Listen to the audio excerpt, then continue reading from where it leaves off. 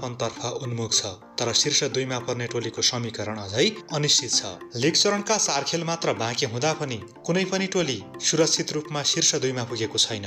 शनिबारको खेलमा दिल्ली क्यापिटल्सले पन्जाब किङ्सलाई 6 विकेटले हराएपछि शीर्ष 2को दौड थप पेसिलो बनेको हो। जयपुर स्थित सवाई मानसिंह स्टेडियममा भएको उक्त खेलमा पहिला ब्याटिङ गरेको पन्जाबले निर्धारित 20 ओभरमा 8 विकेट गुमाउँदै 206 रनको चुनौतीपूर्ण योगफल तयार पार्यो। कप्तान श्रेयस अय्यरको अर्धशतक र मार्कस स्टोइनिसको आक्रामक ब्याटिङले पन्जाबलाई बलियो स्थितिमा पुर्याए पनि दिल्लीको जवाफी प्रदर्शन झनै प्रभावशाली रह्यो। यस खेलमा पन्जाबले दिएको 207 रनको लक्ष्य दिल्लीले 19.3 ओभरमा 4 विकेट गुमाएर पूरा गर्यो। उसका लागि समीर रिजवीले 25 बलमा 5 छक्का र 3 चौका सहित अभिजित 58 रनको पारी खेले। यस्तै करुण नायर, केएल राहुल, कप्तान फाफ डुप्लेसिस र ट्रिस्टन स्टप्सको ब्याटिङ पनि उत्कृष्ट रह्यो। यो जितपछि दिल्लीले यस सिजनमा 14 खेलबाट 15 अङ्क जोड्यो। उसका लागि 18औं सिजनको आइपिएल मिश्रित रह्यो। सुरुवाती 4 खेलमा अपराजित रहँदै शीर्ष दावेदारका रूपमा उदाएको दिल्लीले त्यसपछि भने अपेक्षाकृत प्रदर्शन गर्न सकेन।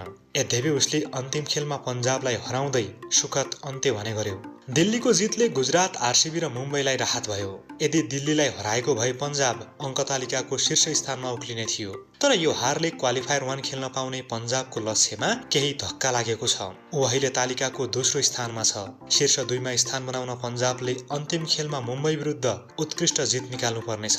अन्य टोलीको नतिजाले पनि पन्जाबको स्थान निर्धारणमा प्रभाव पार्न सक्छ। तालिकाको तेस्रो नम्बरमा रहेको आरसीबीले टप 2मा स्थान बनाउन अन्तिम खेलमा लखनऊलाई हराउनु पर्ने समीकरण बनेको छ। मुम्बई पनि टप 2को दौडमा कायमै छ। त्यो लक्ष्य पूरा गर्न उसले सोमबार पन्जाबलाई हराउनु पर्छ। यस्तै चेन्नईले गुजरातलाई हराएमा शीर्ष 2को होडमा फेरि नयाँ समीकरण बन्न सक्छ।